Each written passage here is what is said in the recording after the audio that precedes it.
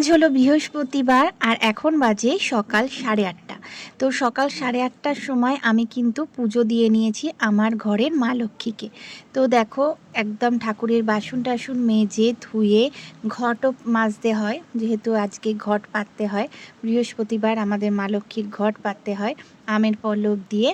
তো দেখো আর মা লক্ষ্মীর স্নানও কিন্তু এই বৃহস্পতিবারেই করাই, একদম জামা কাপড় ছাড়িয়ে অন্য জামা নতুন জামা পরিয়ে মা লক্ষ্মীর পুজো হয়ে গেছে আর এদিকে গোপালেরও পুজো হয়ে গেছে। তো আমার সব মানে গাছের ফুল তুলে কীরকম লাগছে বন্ধুরা, সিংহাসনটা সাজিয়েছি তো অবশ্যই একটু জানাবে। হ্যাঁ, লাল হয়ে আছে না সিংহাসনটা, দেখতে ভারী সুন্দর লাগে, কিন্তু জবা যখন ফোটে ভীষণ সুন্দর লাগে। আমার পুজো কমপ্লিট, এবার চলে এলাম রান্নার দিকে। চলে এসে কিন্তু সবার প্রথম ম্যাগি বানালাম। মেয়ের জন্য কিন্তু আজকে ব্রেকফাস্টে ম্যাগি করে দিয়েছি বন্ধুরা।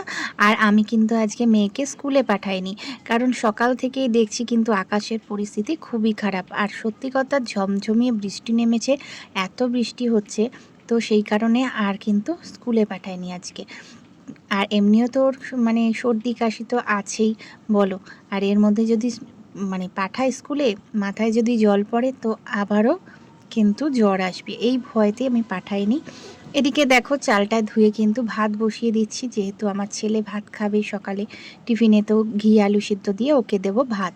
মেয়েকে দিয়েছি ম্যাগি আর ছেলেকে দেবো ঘি আলু সিদ্ধ দিয়ে ভাত। আর এদিকে কিন্তু আমার নুন হলুদ মাখিয়ে রেখেছি রুই মাছে।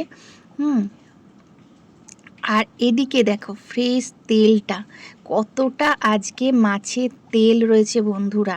আজ এইটা দিয়ে একটা রেসিপি করব আর সেটাই তোমাদের সাথে শেয়ার করব। তোমরা খেয়েছো কি না অবশ্যই জানাবে। তো চলো একটু দেখতে থাকো ধৈর্য ধরে, স্কিপ করবে না কেউ, তো অবশ্যই রেসিপিটা দেখতে পাবে। তার আগে দেখাই পুঁই শাক করবো। তো পুঁই শাকগুলো কচি ছিল জানো তো, বাজার থেকে এনেছি একদম কচি। তো আমি আগের দিন তো কেটে রাখি, তোমরা তো জানো, কিন্তু আজকে আর কাটা হয়নি, তাই আজকে এখনই সকালে কিন্তু বসেছি পুঁই শাকগুলো কাটতে। তো পুঁই শাক চচ্চড়ি করবো, কুমড়ো আলু পেঁপে দিয়ে পুঁই শাকের চচ্চড়ি হবে। তো সেই কারণে কিন্তু সবজিটা কেটে নিচ্ছি। আর বন্ধুরা একটা কথা বলি কি জানো তো, যতই তুমি ভালো পথে এগোও, যতই তুমি ভালো পথে থাকো, তবু মানুষ কিন্তু তোমার খুঁত ধরবেই। খুঁত কেন ধরে জানো? যাতে তারা তোমাকে দমিয়ে সেই জায়গায় থামিয়ে দিয়ে তারা এগোতে পারে, এটাই হয়তো তাদের মনের আনন্দ, কিন্তু তোমাকে কিন্তু থামলে হবে না। ঠিক ঠিক বুঝে রাস্তা বার করে নিজের রাস্তাটা ঠিক মানে বিবেচনা করে তোমাকে এগোতে হবে। তো চলো রেসিপিটা একটু দেখে নাও। তেল দিয়ে দিলাম কড়াইতে, আর এদিকে কিন্তু ছোট ছোট করে বেগুন কেটেছি, আর সরু সরু যে বেগুনগুলো সেগুলোই নিয়েছি। ছোট ছোট সরু সরু বেগুনগুলো কিন্তু একদম ছোট ছোট পিস করে দেখো কেটেছি। এটা আগে কড়াইতে কিন্তু তেল দিয়ে ভেজে নিচ্ছি বেগুনগুলো, একদম সুন্দর লাল লাল করে বেগুনগুলো ভেজে নিতে হবে, নিয়ে তুলে নিতে হবে।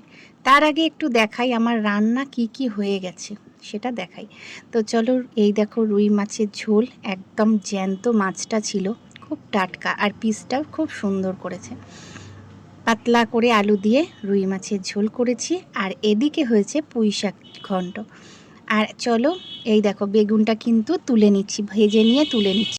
যে তুলে নেওয়ার পরে ওই তেলের মধ্যেই কালো জিরে দিয়ে দিলাম, অবশ্যই কালো জিরে ফোড়ন দেবে।